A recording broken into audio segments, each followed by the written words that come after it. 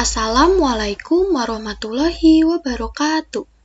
Nama saya Hanida Pratami Putri dari kelas 3D Produksi dengan NIM 19023111091, Program Studi Teknik Mesin Politeknik Negeri Jakarta. Di sini saya akan mempresentasikan mengenai termodinamika teknik.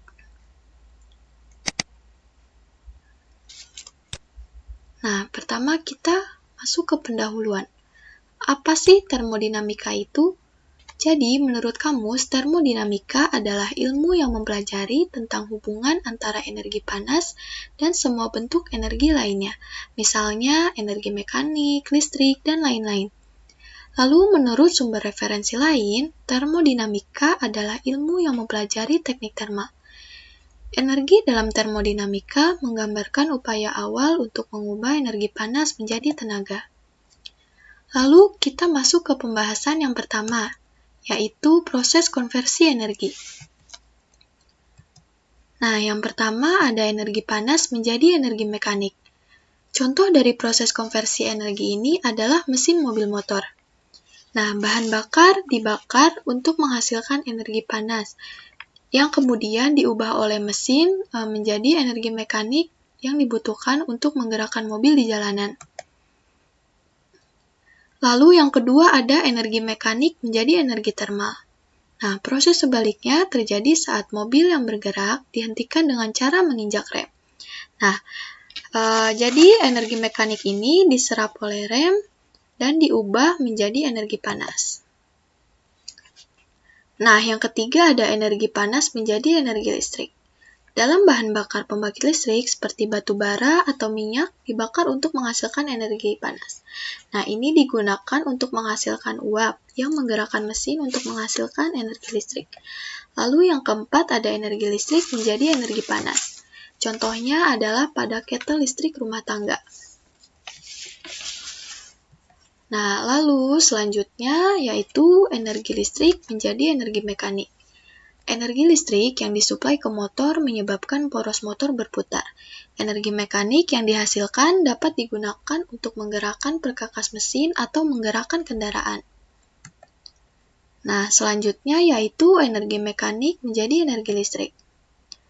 Poros putar dari mesin pembakaran internal dapat digunakan untuk menggerakkan generator listrik, sehingga menyediakan sumber daya portable untuk digunakan di daerah terpencil. Selanjutnya, kita masuk ke pembahasan yang kedua, yaitu aplikasi termodinamika. Nah, aplikasi termodinamika dalam rumah tangga. Nah, yang biasa sering kita gunakan, yang pertama yaitu kipas listrik, lalu yang kedua yaitu lemari es. Nah, yang pertama kipas listrik. Energi listrik disuplai ke motor yang menyebabkan poros berputar, dengan bilah kipas yang pada gilirannya akan menciptakan aliran udara. Lalu selanjutnya lemari es. Nah, dalam lemari es, energi listrik disuplai ke kompresor untuk menghasilkan aliran fluida atau yang biasa kita kenal dengan refrigeran. Nah, cairan ini berfungsi untuk menghilangkan energi panas dari dalam kontak berinsulasi untuk membuat ruang dingin yang biasa tempat kita untuk mengawetkan makanan. Lalu selanjutnya yaitu pendingin ruangan dan panci presto. Nah, pada pendingin ruangan, jadi refrigeran pada AC itu digunakan untuk menghilangkan energi panas dari udara pada ruangan. Nah, yang keempat ada panci presto. Nah, pertama air ditempatkan di dalam wadah tertutup bersama dengan makanan yang akan kita masak. Lalu kompor ditempatkan di atas kompor gas. Nah, di mana energi kimia dari bahan bakar diubah menjadi energi panas. Nah, energi ini dipasok ke kompor untuk merebus air dan menghasilkan uap bertekanan di dalam wadah. Lalu selanjutnya kita masuk ke pembahasan yang ketiga, yaitu sistem SI dan turunannya. Nah, unit dasar dari sistem SI adalah besaran dan satuan. Yang pertama adalah massa dengan satuan kilogram, yang kedua ada panjang dengan satuan meter, dan yang ketiga ada waktu dengan satuan second.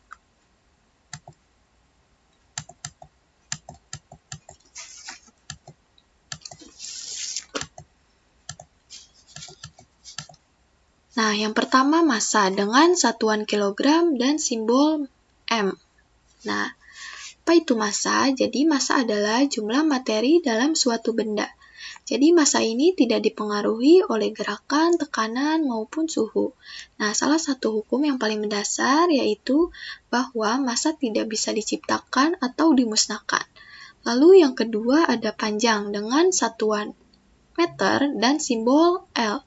Nah, panjang itu adalah ukuran jarak dari satu titik ke titik lainnya.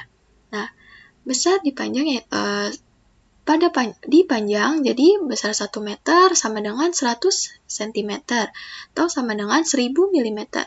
Lalu yang ketiga yaitu waktu dengan satuan second dan juga simbol T kecil. Pada waktu, 1 menit sama dengan 60 detik dan 1 jam sama dengan 60 menit atau 3600 detik.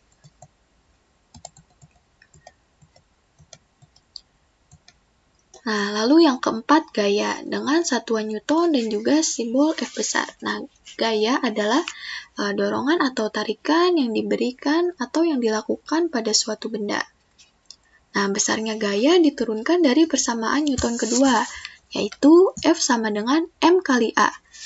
Nah, 1 Newton sama dengan 1 kg meter per second kuadrat. Dan 1 kN sama dengan 1000 Newton. Nah, selanjutnya yang kelima yaitu berat. Nah, berat ini adalah gaya tarik gravitasi yang diberikan bumi pada sebuah massa. Nah, berat ini tergantung pada gravitasinya. Nah, besarnya ditentukan dari hukum kedua Newton, yaitu W sama dengan M kali G, dengan G yaitu gravitasi sebesar 9,81. Nah, lalu selanjutnya yaitu volume dengan simbol V dan satuan meter kubik. Nah, volume ini adalah jumlah ruang yang ditempati. Nah, di nomor 7 ada massa jenis dengan satuan kilogram per meter kubik dan simbol rho. Nah, massa jenis kepadatan suatu zat adalah massa yang dikemas ke dalam satuan volume dengan rumus yaitu rho sama dengan M per V. Nah, nilai perkiraan untuk zat umumnya adalah yang pertama kepadatan aliran air sebesar 1000 kg per meter kubik. Yang kedua kepadatan udara atmosfer sebesar 1,2 kg per meter kubik. Lalu selanjutnya yaitu kepadatan relatif dengan simbol S kecil dan satuannya itu tidak ada. Nah, dalam mengatakan berapa banyak zat yang lebih padat daripada air dapat ditentukan dengan S sama dengan massa jenis zat per massa jenis air. Nah, lalu selanjutnya yang ke-9 yaitu volume spesifik dengan simbol V dan juga satuan meter kubik per kilogram. Nah, jadi kebalikan dari kerapatan itu adalah volume spesifik yang didefinisikan sebagai volume per satuan massa. Nah, volume spesifik sama dengan volume per massa. Nah, volume spesifik pada air yaitu sebesar 0,001 meter kubik per kilogram. Lalu, volume spesifik udara atmosfer yaitu 0,83 meter kubik per kilogram. Selanjutnya yaitu suhu. Nah, dengan simbol T kecil dan satuannya yaitu derajat Celcius dan simbol T besar dengan satuannya Kelvin. Yang pertama ada skala Celcius.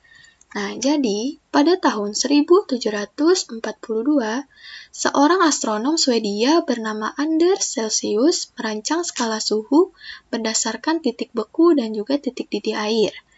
Ia menetapkan titik beku pada satuan suhu 0 dan titik didih pada 100 satuan suhu. Karena kedua titik ini dipisahkan oleh 100 satuan, maka skalanya dikenal sebagai skala Celsius dan satuannya sebagai derajat. Lalu yang kedua ada skala Fahrenheit. Nah, suhu terendah yang bisa dicapai adalah minus 273,16 derajat Celcius. Ini biasanya dibulatkan ke minus 273 derajat Celcius dan sesuai dengan 0 derajat Kelvin. Karena ini mewakili suhu serendah mungkin, tidak akan pernah ada suhu negatif pada skala Kelvin. Nah, ini merupakan hubungan antara skala Celsius dan juga Kelvin.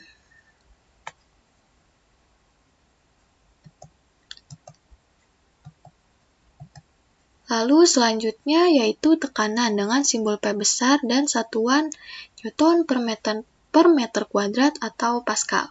Nah, tekanan adalah gaya yang diberikan oleh fluida pada luas satuan.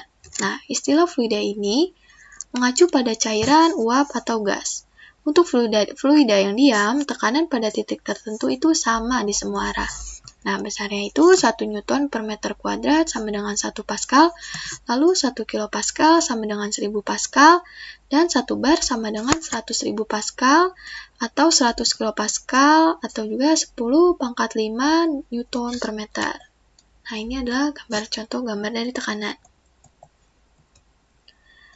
Nah, selanjutnya kita masuk ke jenis-jenis tekanan. Yang pertama ada tekanan atmosfer dengan simbol PATM dan satuannya yaitu Pascal, Newton per meter atau Newton per meter kuadrat. Nah, tekanan atmosfer ini adalah tekanan yang dihasilkan dari berat kolom udara. Hal ini sangat bervariasi dengan ketinggian di atas permukaan dan kondisi cuaca setempat. Besarnya 1 atmosfer itu sama dengan 101,325 kilopascal atau 1,01325 bar. Lalu yang kedua ada tekanan absolut dengan simbol P dan satuan Pascal atau Newton per meter kuadrat. Nah, tekanan ini dihasilkan dari berat suatu fluida. Tidak ada tekanan jika tidak ada fluida, dan ini ditemukan di dalam ruang hampa total. Lalu, titik minimum absolut ini adalah tekanan nol absolut, yaitu tidak ada tekanan sama sekali. Nah, selanjutnya yaitu tekanan pengukur dengan simbol P gauge dan satuan yaitu Pascal atau Newton per meter kuadrat. Nah, tekanan pengukur adalah besarnya tekanan yang diukur melebihi tekanan atmosfer. Nah, biasanya itu diukur dengan menggunakan pengukur tekanan. Nah, P gauge sama dengan P absolut dikurangi P atmosfer. Nah, yang selanjutnya yaitu tekanan vakum dengan simbol P vac ya, vac.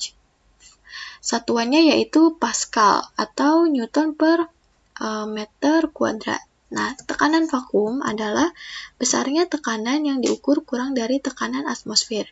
Biasanya digunakan dengan pengukur vakum. Nah, selanjutnya yaitu hubungan antara tekanan atmosfer, absolut, gauge, dan juga vakum. Nah, seperti ini. Selanjutnya kita masuk ke pembahasan yang keempat, yaitu alat pengukur tekanan. Alat pengukur tekanan yang pertama itu barometer. Nah, tekanan atmosfer diukur dengan alat yang disebut dengan barometer. Nah, tekanan yang dihasilkan pada titik B atau tekanan atmosfer, ya, titik B. Nah, oleh berat merkuri ini diberikan oleh P(atm) atau P atmosfer sama dengan Rho kali G kali H, di mana Rho ini adalah massa jenis merkuri dengan satuan kilogram per meter kubik, dan G ini adalah percepatan gravitasi sebesar 9,81 dengan satuan meter per second kuadrat, dan H yaitu tinggi kolom merkuri di atas permukaan bebas dengan satuan meter. Lalu alat pengukur tekanan yang kedua yaitu manometer. Nah, jadi manometer adalah alat ukur vakum yang digunakan untuk mengukur tekanan. Manometer juga merupakan alat yang berfungsi untuk mengukur tekanan udara di dalam ruang tertutup. Ini adalah contoh manometer, contoh manometernya. Nah, manometer ini terdiri dari tabung kaca berbentuk seperti huruf U, dengan salah satu ujung terhubung ke daerah pengukuran dan ujung lainnya itu terbuka ke atmosfer. Nah, diisi dengan cairan seperti air, alkohol, atau merkuri. Nah, perbedaan tingkat permukaan cairan di kedua kakinya menunjukkan perbedaan tekanan dari kondisi atmosfer lokal. Nah, jika tingkat cairan di kaki terbuka lebih tinggi, maka pengukur tekanannya pun lebih besar dari lokal atmosfer. Tekanan ada di wilayah pengukuran. Nah, sebaliknya, jika tingkat di kaki rendah, maka tekanan vakum ada di pengukuran wilayah.